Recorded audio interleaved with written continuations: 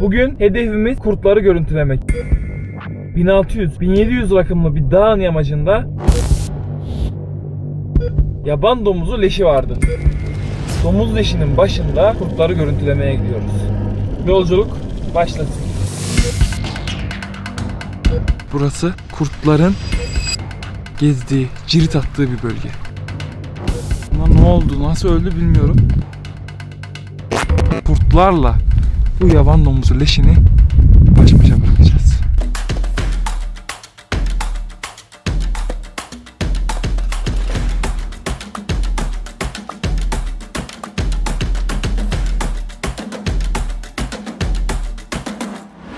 Arkadaşlar herkese merhaba. YouTube kanalımıza hoş geldiniz. Bugün hedefimiz kurtları görüntülemek. 1600-1700 rakımlı bir dağın yamacında yaban domuzu leşi vardı. Domuz leşinin başında kurtları görüntülemeye gidiyoruz. Yolculuk başlasın.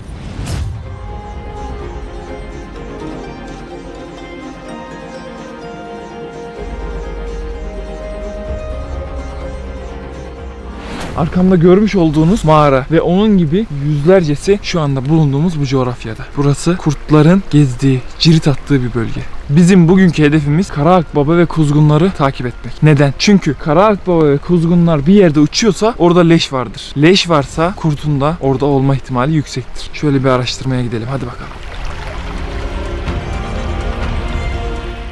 Arkadaşlar şu anda o mağaraların yanı başındayız. Daha doğrusu aramızda bir 100 metre mesafe var. 100 metre mesafeden dürbünlerle orayı gözlemleyeceğiz. Öncelikle orada hayvan olmadığından emin olmak gerekiyor. Eğer içerisinde çalışma yapmak için. Hayvan aktif olarak kullanıyorsa uzaktan görüntülemek, uzaktan gözlemlemek çok daha iyi olur. Hem hayvanı rahatsız etmemek açısından hem de güzel görüntü alabilmek açısından. Ayrıca bu hayvanlar neden böyle yerlere yuva yapıyorlar? Bunun da bilgisini vereyim. Bakın akarsuya bakar mısınız? Yaban hayvanlar için su çok önemli. Aynı zamanda yiyecek bulabilmek. Burada yaban domuzu popülasyonunun da çok fazla olduğunu biliyorum. Domuz, hayvan için yiyecek var, su var, dağlık arazi, saklanabileceği bir mağara. O yüzden buralar çok önemli.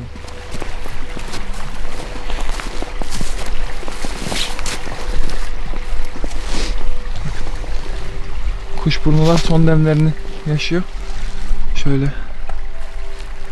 Bozayılar da biliyorsunuz kış uykusuna yatmadı. Geçen hafta Orkun Işıtmak'la çektiğimiz videoda gösterdik. Bozayılar aktif olarak karın üstüne ayak basmış. Eskiden kar yağacaktı ve bozayılar etrafta gezinecekti. Bu ne mümkün? Bu sene kış çok geç geldi. Havalar sıcak gidiyor. Hayvanlar da maalesef normalin dışında hareketler ediyorlar. Çevrede herhangi bir iz yok. Bu mağara aktif değil. Aynı zamanda bu bölgede de kurt yok. Biraz daha yukarılara gitmemiz gerekiyor.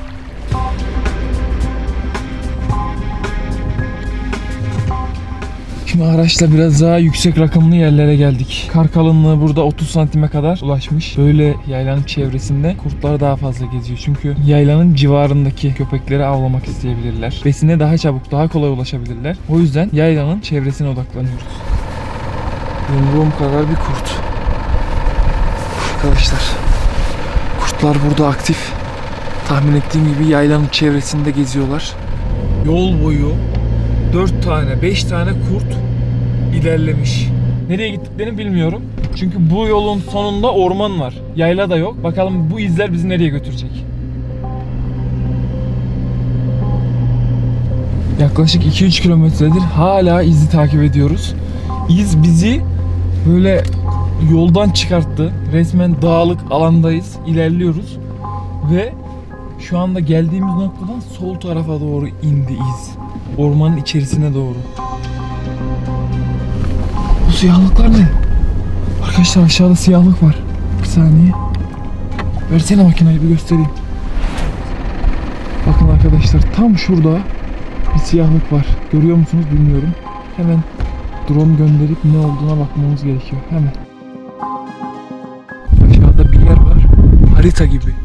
Kurt izi, tilki izi, ayı izi var mı yok mu onu ayırt edemedim ama tam karşımızda yılkı atı var. Yılkı atların izi de var.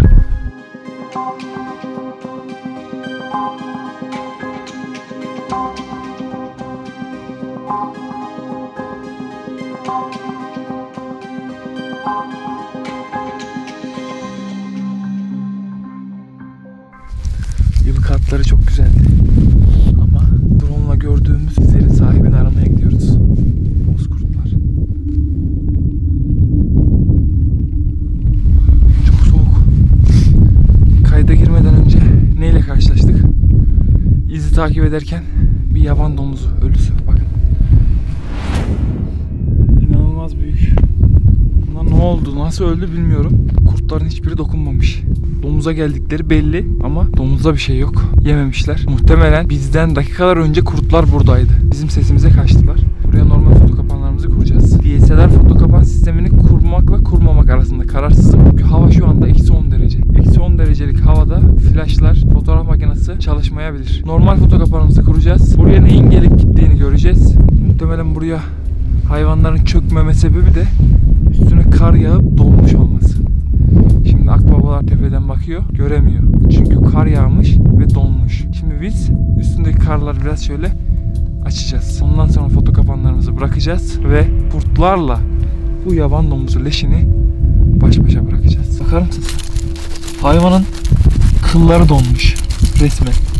Ve dev bir yaban domuzu. Daha önce böyle büyük bir yaban domuzu gördüğümü hatırlamıyorum. Gerçekten neden bu öldü? Yara da yok üstünde. Lütfen yorumlara tahminlerinizi yazarsanız sevinirim. Bu foto kapan bize buradan hangi hayvanların geleceğini göstermiş olacak. DSLR foto kapan sistemini kurabileceğimiz bir hava şartı oluşursa, örnek veriyorum -10 dereceden daha sıcak bir hava olursa, yani -2, -3 bunlar sorun değil ama -10, -15 hatta gece buralar -20, -25'i bulur. O yüzden buraya 50-60 bin liralık bir sistemi bırakmak mantıklı gelmiyor açıkçası. Biz normal foto kapağımızı bırakarak buradan verimli bir görüntü almaya çalışacağız. Şimdi bir tane de mesaj gönderen foto kapağımızı buraya bırakacağız arkadaşlar. Mesaj gönderen foto kapağını buraya anında, hayvan geldi anında bize fotoğrafını gönderecek. Fotoğrafı bize geldiği anda biz de harekete geçerek bölgeye gelip hayvanları görüntülemeye çalışacağız.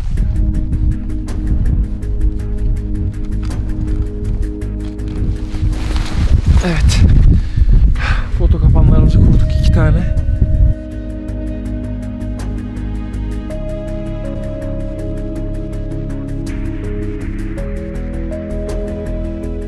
Dönüş yolunda akbabalar nasıl bodoslama o leşe gidiyorlar var ya. Üstündeki karı temizledik. Üstündeki karı temizlediğimiz için kuzgunlar görmeye başladı ilk başta. Sonrasında biz dönüş yolundayken bütün akbabalar o leşin olduğu yere doğru ilerledi ve bu atmosferi görmek, tanık olmak o kadar güzel ki biz de yerimizde duramadık, geri dönüyoruz akbabaları görebilmek için.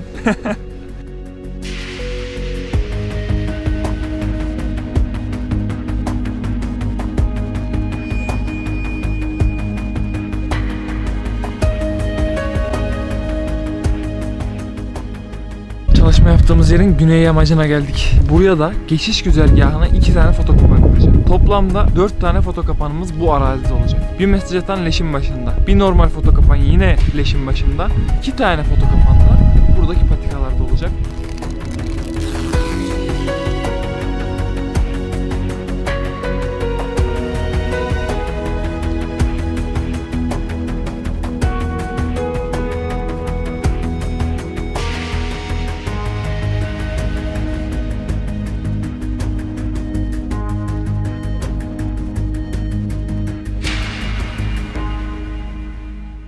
Arkadaşlar selam. Saat şu anda 9:30. Yolculuğumuz dağın tepesi. Gittiğimizde yarım metreye yakın kar vardı ve onun üstüne günlerce tekrar kar yağdı. Aradan 2 gün geçti, 3 gün geçti ve şimdi gece yarısı foto kapanı kontrole gidiyoruz. Hadi bakalım.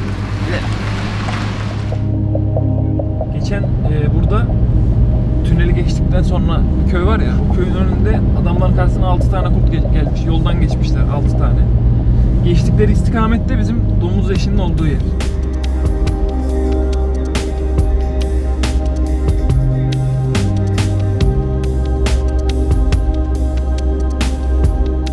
Şu anda ormanda araçla ilerlerken hem kar yağışına şöyle bir bakalım dedik ama aynı zamanda önümüze kurt izleri çıktı. Geçen geldiğimizde kurt izleri yine bizi karşılamıştı. Ama kar yağdıktan sonra karın üstüne tekrar bir kurt izi oluşmuş. Bu da demek oluyor ki domuz leşine kurtlar gitti. Önceki İz takibimizde bir domuz leşinin olduğundan haberimiz yoktu. Ancak şimdi domuz leşinin olduğunu biliyoruz. Ve domuz leşine giden yolda kurtların varlığından haberdarız. Hem çevremize iyi bakmamız gerekiyor, hem de Fotokapa'nda kurtların çıkabileceğini artık büyük bir olasılıkla söyleyebiliriz. Hadi gidelim.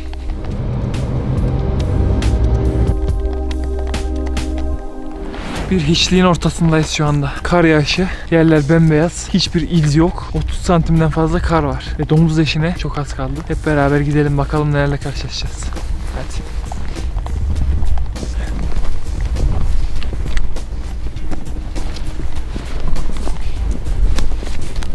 Bakın hayvanın leşi görünmüyor bile. Buraya geldik. Fotokapanları kurduk. Drone'la göremedik. Akbabalar da göremez diye. Buradaki domuzun üstünü temizlemiştik ama şimdi görüyoruz ki üstüne tekrar 10-15 santim kar yağmış. Ve bununla birlikte leş falan görünmüyor. Kapanmış. Buna bakar mısınız?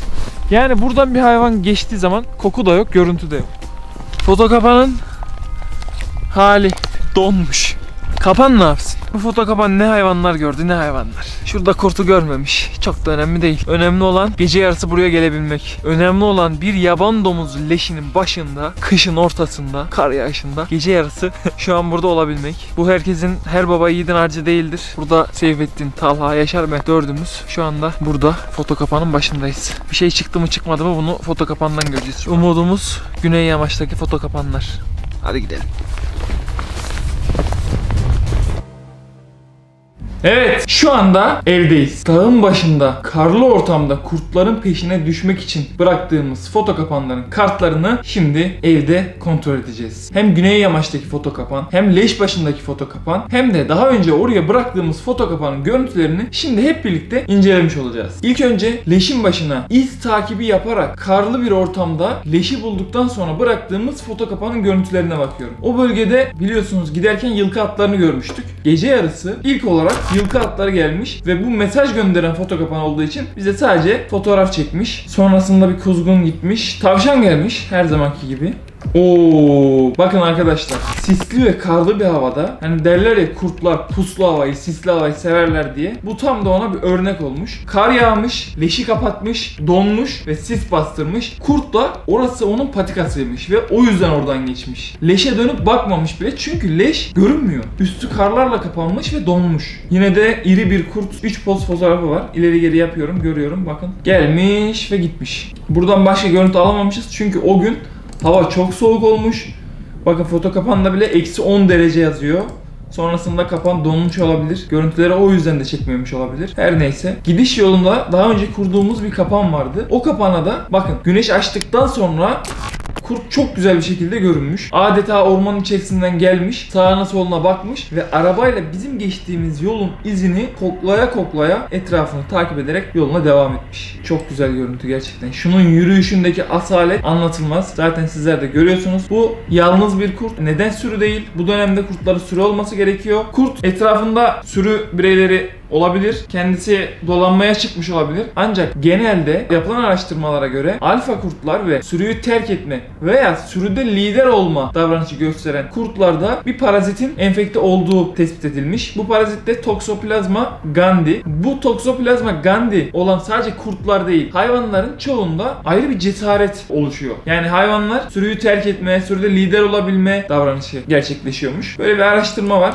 Şimdi Güney Yamaç'ta kapanı kontrol edeceğiz. Bu arada Güney Yamaç ve Kuzey Yamaç, bunların arasında kısa bir mesafe yok. Gidiş yolundaki kapanla normal leşin başındaki kapan birbirine çok yakın. Ancak şu anda bahsettiğim yer, örnek veriyorum, şuradaki dağ ise benim kapanı kurduğum leşin olduğu dağ. Güney Yamaç'taki dağ da tamamen bu tarafta. Aralarında bayağı bir mesafe var. Oo, bakın. Burada da kurt çıkmış. Bu kurt da yalnız mı? Yalnız. Ama bu kurt biraz uyuz gibi. Hastalıklı. Bakın normalde kemik yapısı olarak, iskelet olarak bu kurt çok büyük bir kurt. Yani normale göre baktığınızda güzel bir kurt olması lazım. Boyutundan dolayı ama ne yazık ki hastalıklı bir şekilde bizim kameralarımıza poz vermiş. Bu hiç iyi bir durum değil onun için. Kışı geçirir ama ya hayatta kalabilir mi? Onu bilmiyorum. Çünkü vücudundaki bu hastalıklar havalar ısındıkça sinekler de oturmaya başlayacak. Bu onun için daha da tehlike arz edecek. Umarım sağlıklı bir şekilde hayatına devam eder. Gecesinde ne gelmiş? Vaşak ama teğet geçmiş. Yani hani belli belirsiz. Diğer görüntümüzde ne var? Diğer görüntümüzde de kurtların bu hastalığına ne yazık ki sebep olan insanın en yakın dostu köpekler doğaya atıldığında yabanileşiyorlar ve kendi üzerlerindeki hastalıkları ne yazık ki taşıyıp yaban hayvanlarına bulaştırıyorlar. Bu şekilde görüntülerimiz. Çok güzel bir kurt. Leşin başından geçmiş. Koyu renkli. Yani netlik o kadar iyi olmasa bile o kurdun büyüklüğünü hissedebiliyoruz. Hemen ardından gidiş yolundaki foto kapanından yine çok güzel bir kurt çıktı. Ondan sonra Güney Yamaç'taki kapana baktık. Yine Güney Yamaç'tan da bir kurt çıktı. Dolayısıyla kurduğumuz 3 kapandan da hedeflediğimiz türü görüntülemeyi başardık. Hedefimiz kurttu, kurtları görüntülemeyi başardık. Çok güzel bir çalışmaydı. Bu çalışma biraz uzun sürdü arkadaşlar. Yani kapanı kurduk, kaç kere kontrole gittik. Hem bir de uzak mesafelerde olduğu için kapanlar çalışma bayağı uzun sürdü. Normalde kısa sürede sürü görüntülediğimiz zamanlar da olabiliyor ama bu uzun süreli çalışmada yine de 3 tane kurdu görüntülemeyi başardık. Her zaman çok verimli olmayabiliyor ama bu da gayet güzel bir çalışmaydı. Bizlere eşlik ettiğiniz için, bu videoyu bizimle birlikte izlediğiniz için çok teşekkür ediyorum. Yeni videolarda görüşmek üzere diyorum. Kendinize iyi bakın.